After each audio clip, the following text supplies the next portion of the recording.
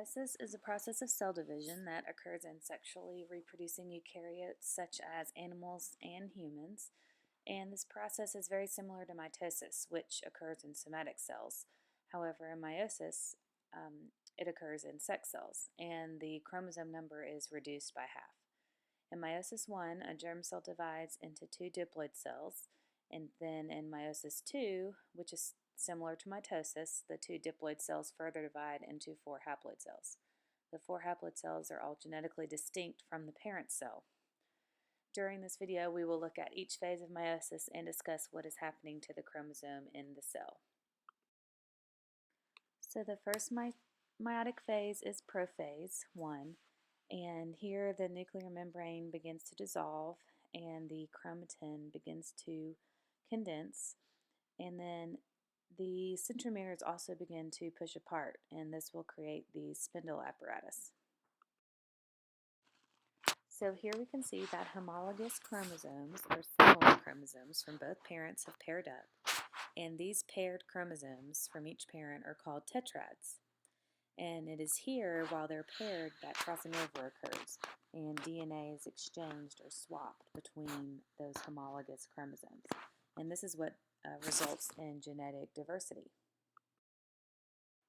So here is a little bit better picture of what crossing over looks like, and you can see how the tail of the pink chromosome is literally swapped with the tail of the purple chromosome. So this is what happens in meiosis 1 that gives us that genetic variability. So during metaphase, which is the next phase after prophase, those spindle fibers attach to the chromosome centromeres, and those fibers begin to pull the tetrads into a vertical line down the center of the cell. During anaphase, those tetrads are then pulled apart from each other, with half of the chromosomes going to one side and half of the chromosomes going to the other side. And it's important to note that whole chromosomes are moving in this process, not chromatids, as is the case in mitosis.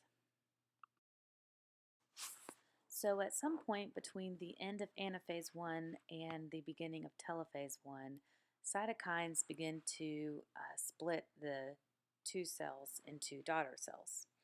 In telophase 1, the spindle apparatus begins to dissolve, and nuclear membranes form around the chromosomes that are now found at opposite sides of the two new daughter cells.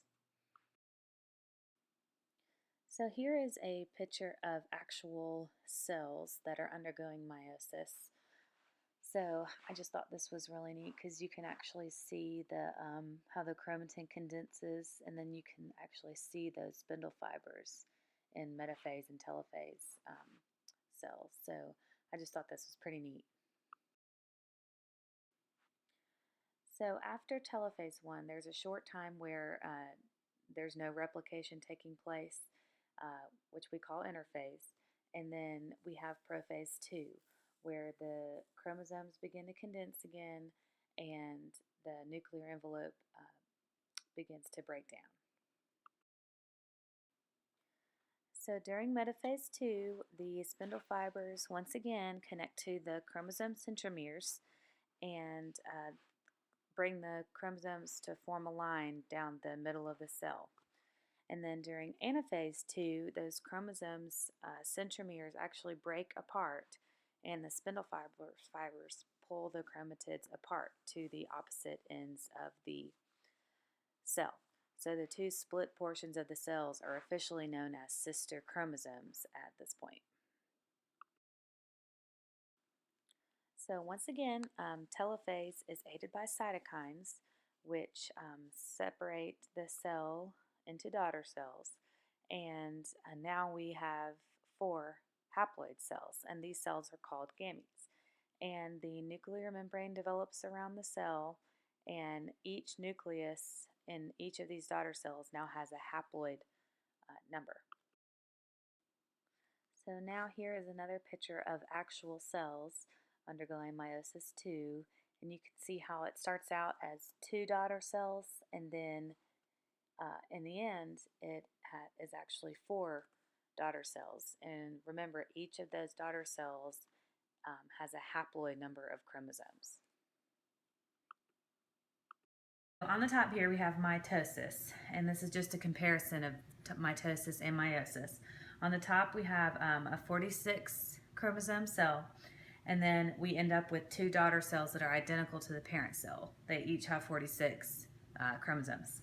Down on the bottom is meiosis. So we begin with a parent cell that has 46 chromosomes, and then we have the first division, or meiosis 1, and we end up with two daughter cells who each have 23 chromosomes, so they're haploid cells. And then under meiosis 2, which is very similar to mitosis, we end up with four daughter cells, each of which have 23 chromosomes also.